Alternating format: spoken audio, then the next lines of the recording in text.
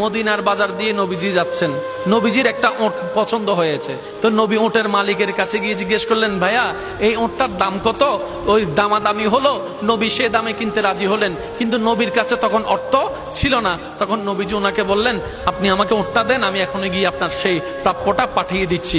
ওটের মালিক ওনাকে ওটটা দিয়ে দিলেন। আশেপাশে যারা ওটের মালিক ছিল সবাই জিজ্ঞেস করতেছে, এই পাগলা, তুমি কি যাকে ওট দিয়েছো তাকে চিনো? বলে যে না। নাম জানো? বলে যে না। পরিচয় জানো? বলে যে না।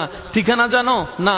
তো তুমি যে ওটটা দিয়ে দিলা, উনি যদি ওটার টাকাটা না ফাটায় তখন তো তুমি লসের মধ্যে চলে যাবা। সে ওটের মালিক বলে, এত সুন্দর নুরানি চেহারাওয়ালা কখনো বাটপার হতে পারে না, কখনো চিটার হতে পারে না, কখনো মিথ্যুক হতে পারে না। ওনার চেহারা দেখেই তো আমি ওট বিক্রি করার আগে মনটাই বিক্রি করে দিয়েছি, মনটাই বিক্রি করে দিয়েছি, মনটাই বিক্রি করে দিয়েছি। তোমরা যাই বলো, আমার মন বলে উনি আসবেই আসবে, টাকাটা পাঠাবেই পাঠাবে। এই কথা বলতে না বলতে কিছুক্ষণ পরে নবীজির একজন সাহাবা এসে বলছেন, একটু আগে একজন ওট নিয়ে গিয়েছেন, কাছ থেকে ওটের মালিকটাকে একটু দেখতে চাই। উনি বলে যে আমার থেকে। তো উনি বললেন, আমাদের নবী আপনার থেকে ওটটা নিয়ে গিয়েছেন, ধরেন ওটের টাকাটাও দিয়েছেন, আপনাদের খাবার জন্য কিছু খেজুরও হাদিয়া পাঠিয়েছেন, খেজুরও হাদিয়া পাঠিয়েছেন। ওই ওটের মালিক বলে, ভাইয়া টাকাটাও রাখেন, খেজুরটাও রাখেন, আগে আমাকে ওনার কাছে নিয়ে যান। আমি উট বিক্রি করি নাই, আমার দিলটাই বিক্রি করে দিয়েছি। ওনার চেহারা মোবারক দেখে আমার মনটাই পাল্টাই গিয়েছে, আমি কালিমা পড়ে মুসলমান হয়ে যেতে রাজি আছি। সুবহানাল্লাহ। जिसका कोई सानी नहीं वो नबी हमारा है, मुस्तफा की अजमत का हद ही ना किनारा है। आशिक बोले, लम याति नजीर कफी नजरिन मिसले तुना शुद्ध पैदा जाना। चित्कार दिए बोलेन ना सुबहानाल्लाह। ওই নবীটা কাদের নবী? হয় নাই, সবার আওয়াজ বলেন, ওই নবীটা কাদের নবী? আমাদের কি ভাগ্য সেই নবীর উম্মত হতে পেরেছে। আর একটু জোরে। প্রত্যেকটা বান্দাকে আল্লাহ জীবনে একবার সুযোগ দেয়। সে যে ধর্মেরই হোক, একবার সুযোগ আল্লাহ দিবেই দিবে, কিন্তু সুযোগটা কখন আসবে আল্লাহ জানায় না।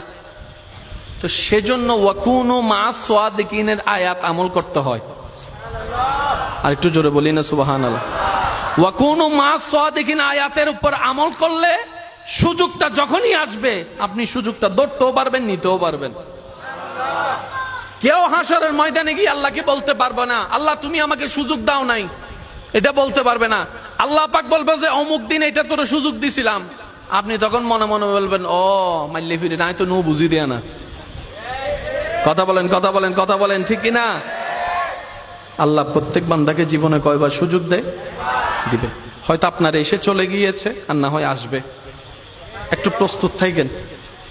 এটা ধরতে জানলে দুনিয়াও কামিয়াব, আখিরাতও কামিয়াব। যেমন বায়েজিদ বুস্তামিকে আল্লাহ আপন করে নিতে চাচ্ছেন। উনি সারা রাত ভর কি নিয়ে দাঁড়াইছিলেন? ভাই বলেন না ভাই। পানি। হাতে কি? হাতে কি? সারা রাত কি করছেন? দাঁড়ায় আছেন। আল্লাহ এটা কবুল করে নিছে। ডাইরেক্ট আব্দুল্লাহ থেকে ওলি আল্লাহ বানাই দিছে। সুবহানাল্লাহ, জোরে বলেন না। তো যে পথ পার হয়ে উনি যেখানে যেত 10 বছর লাগতো, আল্লাহ সেটা সেকেন্ডের ভিতর পার করাই দিয়েছেন।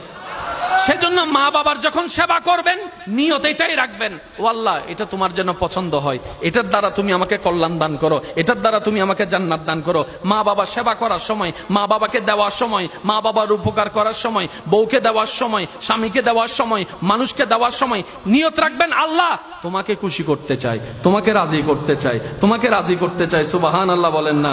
তোমাকে রাজি করতে চাই, তোমার দেওয়া সম্পদ তোমার খুশির জন্য তোমার বান্দাকে দিচ্ছি, তোমাকে রাজি করার জন্য, তোমাকে খুশি করার জন্য।